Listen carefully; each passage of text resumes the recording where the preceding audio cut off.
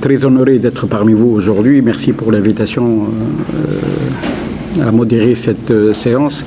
Alors, pour aborder la loi de finances, il faut une méthodologie. D'abord, il faut voir sur quelle hypothèse la loi de finances a été construite.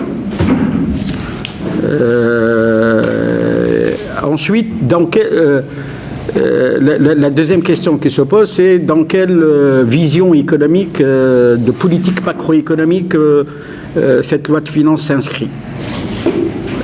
Ensuite, troisième point, quel est l'effet de cette loi de finances sur les acteurs économiques? Et on va choisir les entreprises. Et on va voir si les nouvelles dispositions fiscales sont...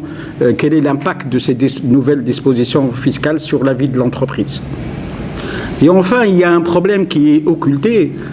Généralement, quand on discute des lois de finances, on a une perspective annuelle. Mais si on prend toutes les lois de finances depuis 2011 et voir un peu l'évolution des lois de finances, parce que je sais, depuis la Révolution, je crois qu'on a eu au total 16 lois de finances si on ajoute les lois de finances complémentaires, est-ce qu'on pourrait faire une analyse pluriannuelle, de voir un peu quelle a été l'évolution des lois de finances et les conséquences de cela, surtout sur un problème important qui est la dette publique, comment la dette publique elle a évolué. Voilà les 4 questions que nous allons traiter.